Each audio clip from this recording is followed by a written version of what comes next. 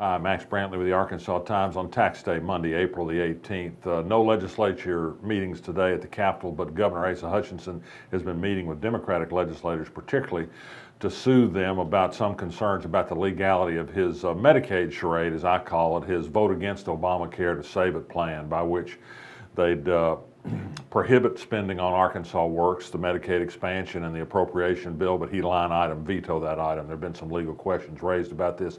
Democratic legislators tell me that they have made progress in improving the language of that bill to make it more defensible legally, and perhaps we'll get to a point where there can be a vote on this maybe as soon as tomorrow, and we'll get this big issue past us. One thing hasn't changed at the Capitol. Lobbyists are still whining and dining legislators despite a constitutional amendment that supposedly outlawed that. The legislators wrote a little exception into the law for scheduled events, so-called.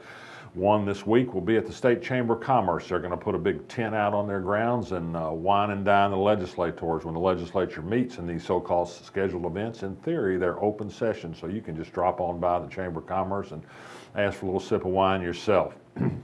Arkansans were in the crowd that bust into Washington, D.C. today for oral arguments on a very important case over immigration. Will the Supreme Court agree with Texas that the president's effort to help immigrant families in the United States by not immediately deporting them all is an unconstitutional exercise of executive power or not? There's a big split on the court. John Roberts is going to be a big decision maker. Benji Hardy's written a good story about an Arkansas student, grew up in Arkansas, went to the math and science school, graduated from UCA.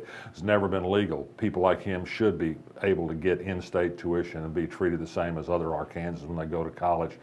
President Obama's order would help people like that.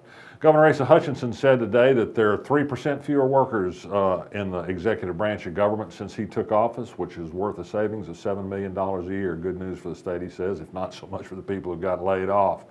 U.S. Senator Tom Cotton's getting national attention again. He gave a videotaped address talking about how terrible it is that President Obama isn't worried enough about terrorism, isn't afraid enough, and is telling people not to be afraid when they ought to be terribly afraid. Tom Cotton says he is no FDR. Fear seems to be the guiding light for some elements of the Republican Party these days. Word from Mississippi is they're getting big blowback to their discrimination against LGBT people bill. They've had people pull out of job interviews. They've had some cancellations of appearances by people. The Southern Foodways Alliance, which is based at Ole Miss, reports that they've had a query about whether it's safe to eat in a Mississippi restaurant if you're gay. How do you know which ones are okay or not? I bring this up only because really there's no fundamental difference between Arkansas and Mississippi law. We're two states that are at the last of every great movement. You'd think we could remember 50 years ago and not be going out of our way to discriminate against people, but we do. We have the same laws as Mississippi do. I think you're mostly safe to eat in most restaurants in Arkansas, but the fact is, legally, if somebody didn't like your appearance and thought that you were gay or didn't dress the way you ought to dress for what they perceive your gender to be, they could throw you out, claim religion as their basis, and there'd be nothing anybody could do about it, and that's a shame. The Coalition of Little Rock Neighborhoods sent a letter to the Metro Plan today saying they want to keep the rules in place that limit freeways in the central Arkansas region to 6 lanes wide. Growing them to 10 lanes, as the Arkansas Highway Department wants to do in Little Rock, just brings more traffic demand and more congestion. It doesn't fix any problems. They've asked to keep the good rules in place. The Highway Department, by the way, is rebranding its 10-lane project as a 6-lane plus 4 collector lanes programs. Even though I'm from Arkansas, I can add those two figures together and get 10. It's a 10-lane project. Don't be confused.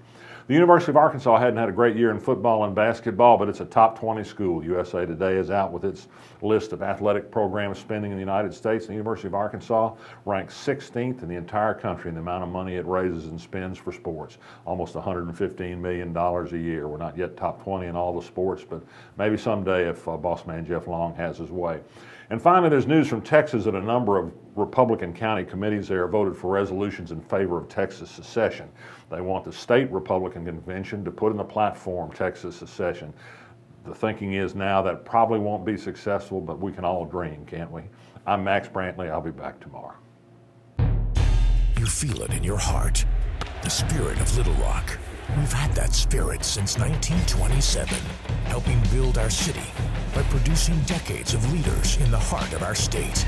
We are the heart of business and innovation, the heart of politics and government, the heart of arts and culture, and in our city beats the heart of a Trojan.